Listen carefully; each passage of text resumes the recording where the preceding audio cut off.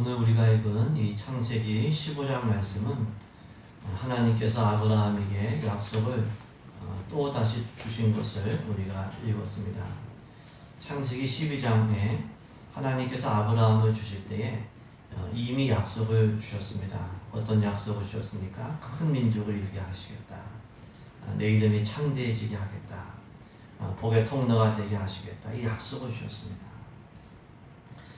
근데 아직까지 이제 큰 민족이 아니라 아직까지 아들 한 명도 없는 상황이었습니다.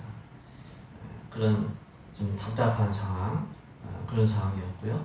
또 창세기 14장에 보시면 이 아브라함이 조카 롯을 구하기 위해서 그돌라오멜의 연합군을 기습 공격한 그런 일이 있었습니다. 바로 전장입니다. 그렇기 때문에 이 그돌라오멜이 언제 복수할 것인지 이게 참 두려운 상황이었어요. 하나님의 약속은 더디 이루어지는 것 같고 또 자기가 처한 상황은 이게 참 불안한 상황이고 그런 상황 속에서 하나님의 말씀이 환상 중에 아브라함에게 임한 거죠. 아브라함아 두려워하지 마라. 나는 내 방패이고 너의 지극히 큰 상급이다. 두려워하지 마라. 우리 1절 말씀을 우리 한 번 더 같이 읽도록 하겠습니다. 1절 말씀 같이 읽습니다. 이후에 여호와의 말씀이 환상 중에 아브라함에게 임하여 이르시되 두려워하지 말라. 나는 내 방패요 너의 지극히 큰 상급이니라. 아멘. 하나님께서 아브라함의 방패시다. 이거는 보호해 주신다는 거죠. 우리가 화살이 날라와도 딱 방패가 있으면 몸은 보호를 받습니다. 지극히 큰 상급이다. 이건 하나님께서 아브라함에게 행복과 축복의 모든 근원이 되신다. 이런 말씀이죠. 근데 이건 아브라함에게만 그런 것은 아닙니다. 하나님은 예수님 안에 있는 우리에게도 방패가 되어주시고 우리의 지극히 큰 상급이라고 하는 거죠. 우리가 예수님 안에 있을 때 하나님께서 우리를 보호해 주시고 또 우리에게 상을 주시고 상을 주시게 되는 거죠. 우리 출애굽기 12장을 보시면 하나님께서 애굽을 장자의 재앙으로, 마지막 재앙이 장자의 재앙이었습니다. 치신 게 나오는데 어린 양의 피를 문지방 문설주와 상인방에 바른 그런 집에는, 이스라엘 집에는 죽음의 창사가 넘어가게 된 거예요. 다 맏아들이 죽고 초태생이 죽고 다 대성통곡이 있었는데 그 피를 바른 집, 그 집 안에 있을 때는 죽음의 천사가 유월한 겁니다. 넘어간 겁니다. 이 어린 양의 피는 예수님께서 십자가에서 흘리신 보혈을 의미하는 거죠.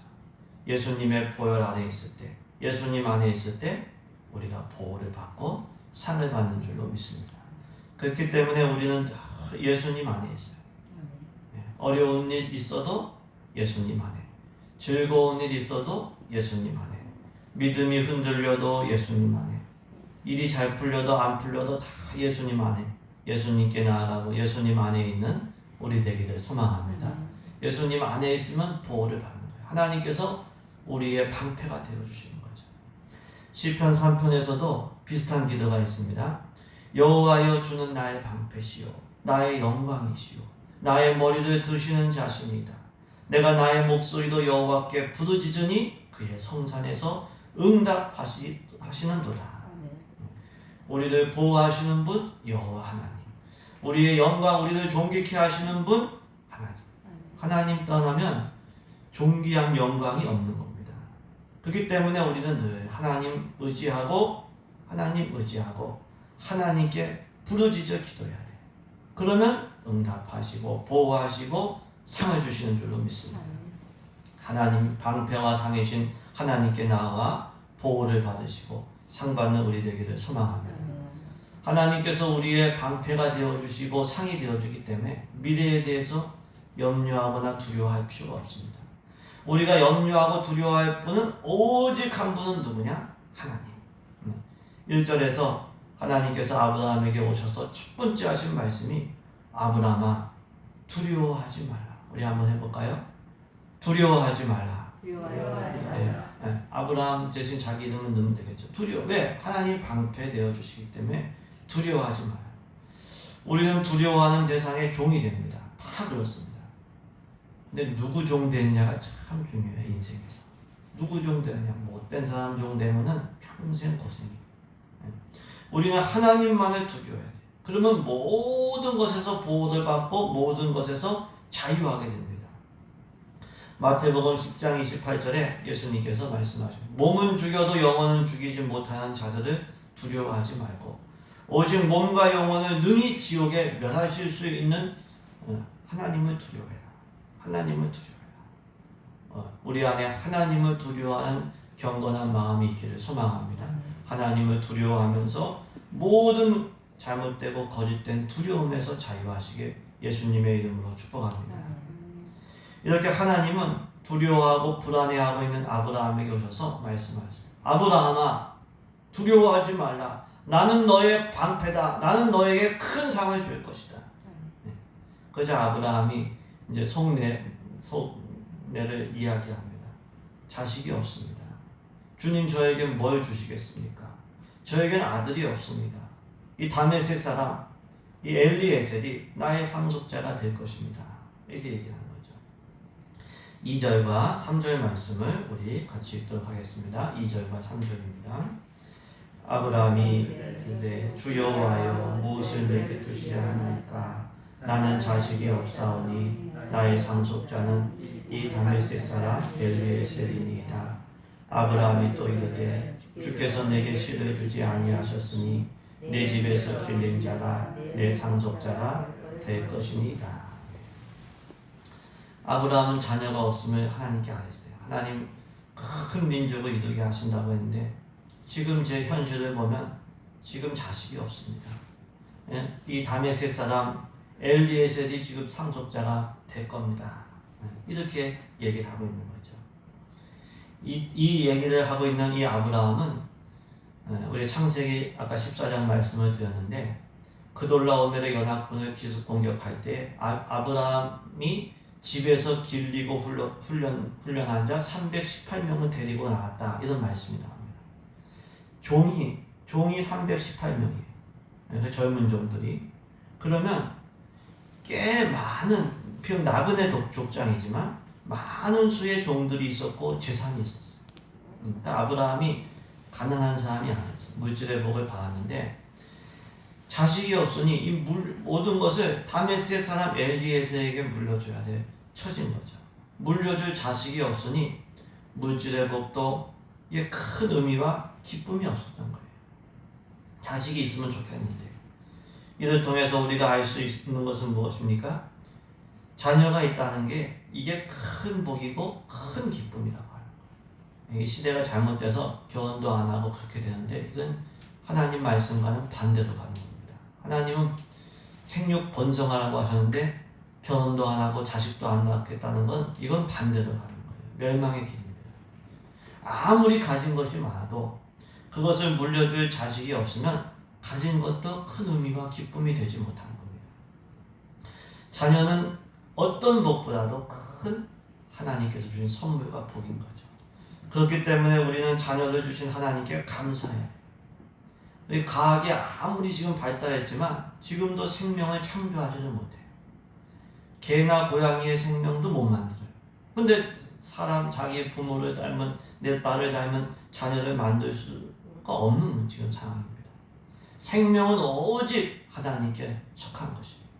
생명을 우리에게 주시고 또 우리를 닮은 자녀를 주시고 무엇보다 영생을 주신 하나님께 우리가 늘 감사와 영광을 돌려야 될 줄로 믿습니다. 더 나아가 이 자녀의 복을 주신 하나님께 우리가 해야 될 사명이 있어요. 그러나 자녀들을 하나님의 말씀으로 잘 양육하는 게 부모의 사명. 부모의 사명이 그겁니다. 에베소서 6장 4절에 아비들아, 너희 자녀를 노엽게 하지 말고 오직 주의 교훈과 훈계로 양육해라. 주의 말씀으로 양육해라. 우리 구약 성경에도 말씀이 있죠. 신명기 6장 6절에 부모에게 내가 오늘 명하는 이 말씀을 너는 마음에 새기고 내 자녀에게 부지런히 가르치며 집에 앉았을 때든지 누웠을 때든지 일어날 때든지 길 갈 때든지 이 말씀을 강론해라. 하나님께서 주신 자녀를 하나님의 말씀으로 이렇게 양육하라고 성경은 말씀해주고 있어요. 하나님께서 주신 자녀, 마귀의 자녀로 만들지 말고 하나님의 자녀로 만들어야 될 줄로 믿습니다. 그게 우리의 사명이에요. 다른 사람들도 다 전도를 물론 해야 되죠. 우리가 세계를 품고 전도해야 되죠. 모든 민족을 품어요. 근데 먼저 자기 자녀를 세상 사람이 아니라 하나님의 사람으로 만드는 그 일에 성공하시길 예수님의 이름으로 축복합니다. 그 방법은 오직 하나님의 말씀으로만 가능해요. 우리가 하나님의 자녀가 된 것도 하나님 말씀으로. 너희가 거듭난 것이 썩어질 수로 된 게 아니라 하나님의 살아있는 이 말씀으로 됐다고 했어요. 그래서 교훈, 오직 주의 교훈과 훈계로 양육해라. 먼저 너는 마음의 말씀을 새기고 자녀에게 부지런히 강론하라, 가르치라. 우리 하나님의 말씀을 하나님의 말씀으로 자녀를 양육하는 좋은 방법 중에 하나가 가정 예배입니다. 가정에서 온 가족이 모여서 이 성경을 읽는 거예요. 우리 교회는 말씀 운동을 하고 있는데 1년 1독 본문이 한 석 장 정도 되는데 같이 읽어보니까 15분 정도는 같이 읽어요. 그리고 말씀 나누고 은혜 받은 거, 감동 받은 거, 느낀 거 서로 얘기해보자. 그러면 이것만큼 복된 게 없어요. 자녀들을 하나님의 말씀으로 양육하는 일에 승리하시게 예수님의 이름으로 축복합니다. 이거는 부모의 사명이에요. 부모의 사명입니다. 누가복음 2장 52절에 예수님의 어린 시절이 나오죠. 예수는 지혜와 키가 자라나며 하나님과 사람에게 더욱 사랑스러워 가시더라. 더욱 자라가면서 사랑스러워 가셨어요. 여러분들의 자녀가 자라가면서 하나님과 사람들에게 더욱 사랑스러워 가시길 예수님의 이름으로 축복합니다. 그게 복이죠. 우리의 신앙이 하나님과 사람들에게 자라가면서 하나님과 사람들에게 더욱 사랑스러워 가기를 간절히 소망합니다. 시간이 갈수록 신앙도 잘 자라고 열매 맺을 때 하나님의 기쁨이 될 줄로 믿습니다. 그 은혜가 있기를 주의 이름으로 축복합니다. 이처럼 아브라함은 자식이 없기 때문에 다메섹 사람 엘리에셀이 자신의 상속자가 된다고 했습니다. 그러니까 말씀이 다시 임했어요. 아니다. 그 사람이 내 상속자가 될 게 아니라 내 몸에서 날 자가 내 상속자가 되리라. 그리고 하나님께서 이 절망에 빠지고 소망을 잃어버린 이 아브라함을 밖으로 데리고 나서 하늘을 봐라. 물결을 봐라. 셀 수 있는지 봐라. 내 자손이 이와 같을 것이다. 이렇게 말씀을 주셨습니다. 우리 4절과 5절 말씀을 우리 같이 읽겠습니다. 4절과 5절 말씀입니다. 여호와의 말씀이 그에게 임하여 이르시되 그 사람이 내 상속자가 아니라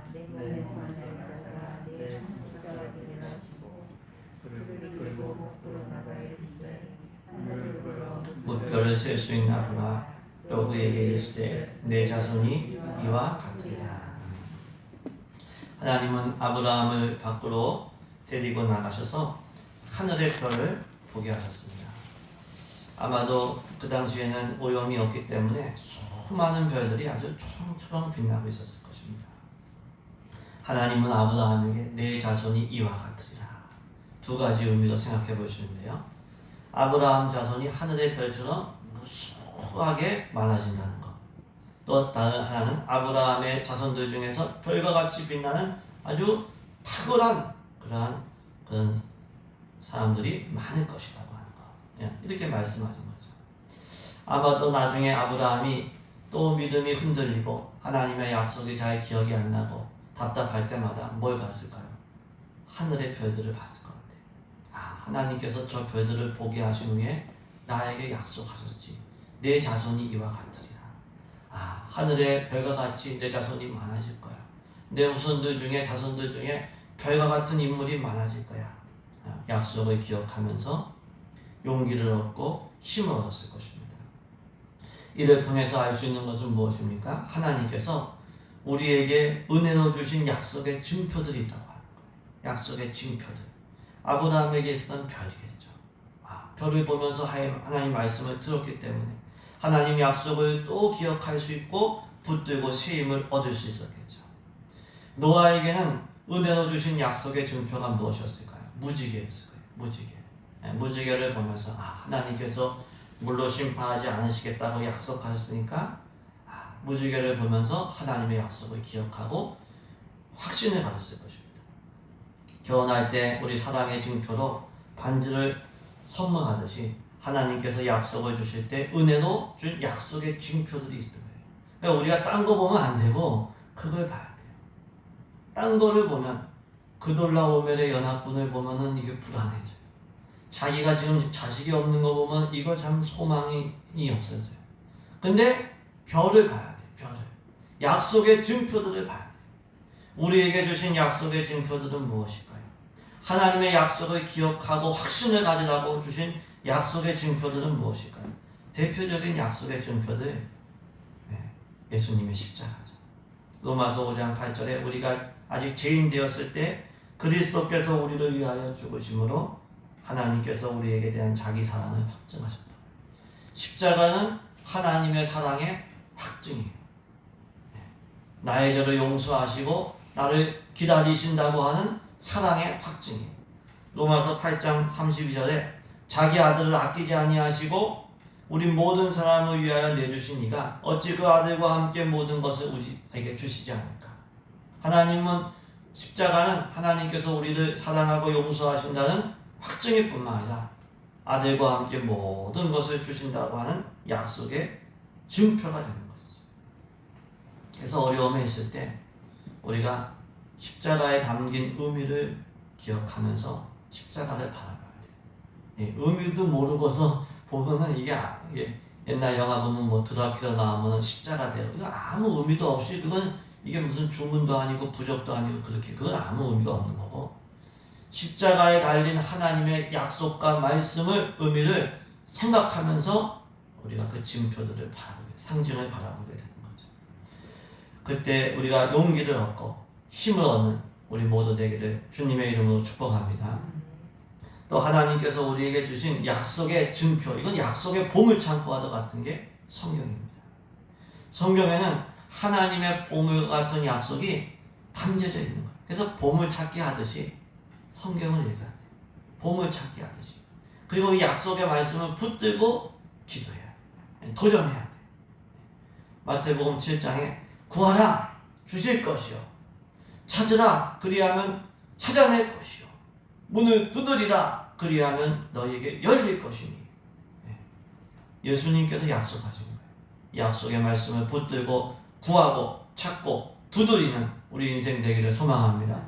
앉아가지고 안 된다 뭐 어렵다 힘들다 그런 얘기 하지 말고 약속을 붙들고 기도하고 찾고 도전해야 되죠.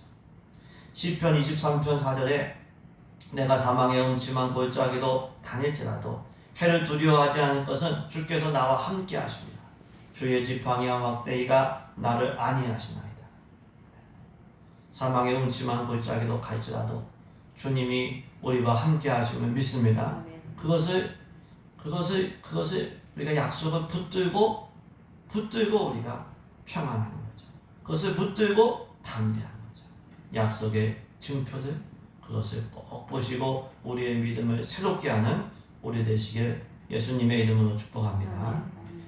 이렇게 하나님께서 아브라함에게 특별히 은혜의 증표로 약속의 증표로 별을 바라보게 하신 후에 내 자손이 이와 같으리라 약속을 또 주신 거죠. 어떻게 됐을까요? 아브라함이 그 약속을 주신 하나님을 믿었어요. 흔들리지 않은 거죠. 믿었어요. 힘을 차린 거죠. 용기를 다시 얻은 거예요. 하나님께서 그 믿음을 그의 의로 여기셨다는 말씀입니다. 우리 6절 말씀을 같이 읽습니다. 6절 말씀입니다. 아브라함이 여호와를 믿으니 여호와께서 이를 그의 의로 여기시고. 아멘. 의로 여기셨다는 것은 의롭다고 인정해 주셨다는 거예요. 의롭다고. 그러니까 아브라함이 완벽했기 때문에 인정받은 게 아니라 믿음으로 의롭다고 인정받는 거예요. 아브라함도 때로는 우리 창세기 읽어보시면 연약했어요. 비굴하기도 하고 조급하기도 하고 이스마엘 낳기도 하고 오늘 말씀에서도 두려워서 막 흔들리기도 하고 소망을 잃고 약속을 이미 주었는데도 흔들리기도 하지만 오늘 말씀에 약속을 주신 하나님을 믿었어요. 그러니까 하나님께서 의롭게 여기신 거예요. 약속을 붙들고 약속을 주신 하나님을 의지하고 굳게 섰을 때 하나님의 인정을 받게 된 것입니다. 이를 통해서 알 수 있는 것은 무엇입니까? 약속을 주신 하나님을 믿을 때 인정받는다. 히브리서 11장 말씀에도 믿음의 선진들이 믿음으로 의롭다 하심을 받았다는 말씀이 나옵니다.